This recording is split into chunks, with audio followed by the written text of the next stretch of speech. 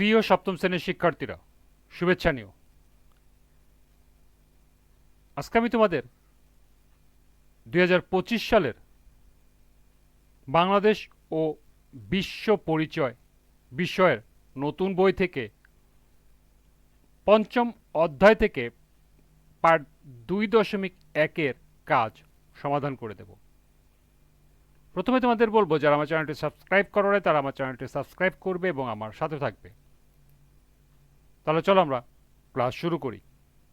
Part 2.1, বাংলাদেশে সুনাগরিকের প্রতিবন্ধকতা। এই অংশগুলো তোমরা বাসায় ভালো করে পড়ে নিও। এরপরে পার্ট 2.2, এখানে একটি গুরুত্বপূর্ণ প্রশ্নের উত্তর দেয়া আছে। সুনাগরিকের প্রতিবন্ধকতা দূরীকরণের উপায়, অর্থাৎ একজন সুনাগরিকের পথে যেসব প্রতিবন্ধকতা বা বাধা সৃষ্টি করে সেগুলো কিভাবে দূর করা যায়, সেই উপায়গুলো এখানে দেওয়া আছে। তোমরা এগুলো অবশ্যই এখান থেকে এই 6টি পয়েন্ট মুখস্থ করে নেবে।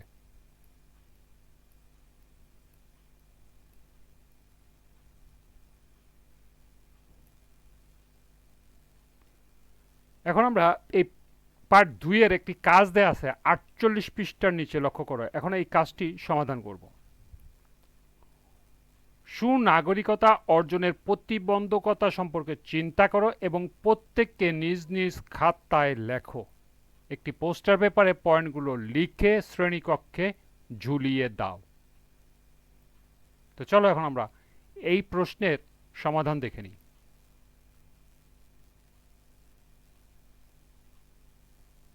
এর সমাধান হবে, সুনাগরিকতা অর্জনের ক্ষেত্রে রয়েছে বিভিন্ন প্রতিবন্ধকতা, কারণ সুনাগরিকের গুণগুলো পরিবার, সমাজ ও রাষ্ট্রের পরিবেশ দ্বারা প্রভাবিত হয়। সুনাগরিকতা অর্জনের প্রতিবন্ধকতা নিম্নে উপস্থাপন করা হলো। 1. নির্লিপ্ততা। আমাদের দেশে নাগরিকদের মধ্যে নির্লিপ্ততা লক্ষ্য করা যায়। এর ফলে তারা রাষ্ট্রের সামাজিক ও রাজনৈতিক বিভিন্ন কাজে অংশগ্রহণ করতে চায় না, এমনকি নাগরিক হিসাবে নিজেদের দায়িত্ব ও কর্তব্য পালন করে না। 2 নম্বর, ব্যক্তি স্বার্থ। ব্যক্তি স্বার্থপরতা, এর ফলে ব্যক্তি নিজের স্বার্থকে দেশের স্বার্থের চেয়ে বড় করে দেখে। এর ফলে নাগরিক সহজেই দুর্নীতি, স্বজনপ্রীতি ও পক্ষপাতিত্ব করে থাকে। এ কারণেই উপযুক্ত প্রার্থীকে বাদ দিয়ে নিজ আত্মীয় বা পরিচিতি জনকে চাকরি দেয়, স্বজনপ্রীতি ও আর্থিক অনিয়ম করে। 3 নম্বর, দলীয় গোষ্ঠীতান্ত্রিক মনোভাব। গণতন্ত্র আমাদেরকে ভিন্ন মতের প্রতি শ্রদ্ধাশীল হতে শেখায়, কিন্তু একই ব্যবস্থায় আবার নিজ গোষ্ঠীর প্রতি একই রকম বিরোধী লোকদের প্রতি অন্যরকম আচরণ করলে তা সুনাগরিক হওয়ার পথে বাধা হয়ে দাঁড়ায়। 4 নম্বর, অজ্ঞতা ও নিরক্ষতা। অজ্ঞ ও নিরক্ষর লোক অনেক কিছু জানতে ও বুঝতে পারে না।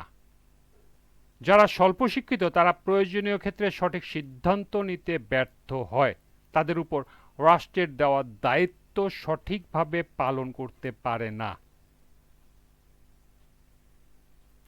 5. ধর্মান্ধতা। ধর্মান্ধতা ব্যক্তিকে অন্য ধর্মের প্রতি বিদ্বেষী করে তোলে।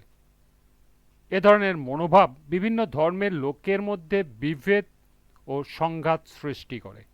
এ ধরনের পরিস্থিতি দেশের সংহতি, উন্নতি ও প্রগতিকে বিনষ্ট করে। 6. দাম্ভিকতা। দাম্ভিকতার ফলে ব্যক্তি নিজেকে অন্যের চেয়ে বড় করে দেখে, অন্যের মতামতকে গুরুত্ব দেয় না, নিজের মতামত অন্যের উপর চাপিয়ে দিতে চায়।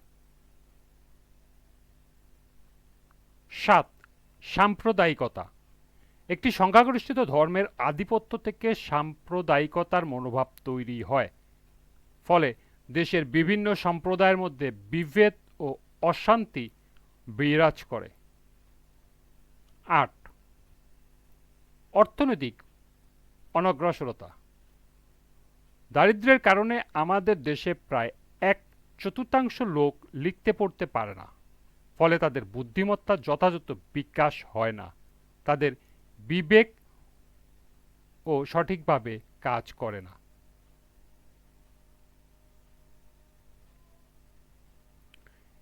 এরপর এর দ্বিতীয় অংশের সমাধান। সুনাগরিকতা অর্জনের প্রতিবন্ধকতা সমূহ একটি পোস্টার পেপারে উপস্থাপন করা হলো। আমি এখানে একটি পোস্টার পেপারের নমুনা একটি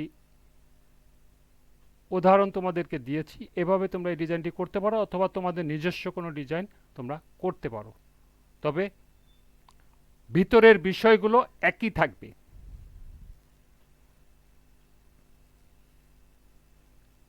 এর মাঝখানে তোমার দিতে হবে সুনাগরিকতা অর্জনের প্রতিবন্ধকতা বা প্রতিবন্ধকতা সমূহ। প্রথমে থাকবে নির্লিপ্ততা, তারপরে ব্যক্তি স্বার্থ, 3 নম্বরে থাকবে দলীয় গোষ্ঠীতান্ত্রিক মনোভাব, 4 নম্বরে থাকবে অজ্ঞতা ও নিরক্ষরতা, 5 নম্বরে থাকবে ধর্মান্ধতা, 6 নম্বরে থাকবে দাম্ভিকতা, 7 নম্বরে থাকবে সাম্প্রদায়িকতা, এবং সর্বশেষ 8 নম্বরে থাকবে অর্থনৈতিক অনগ্রসরতা। এ ছিল পোস্টার পেপারের একটি নমুনা সমাধান।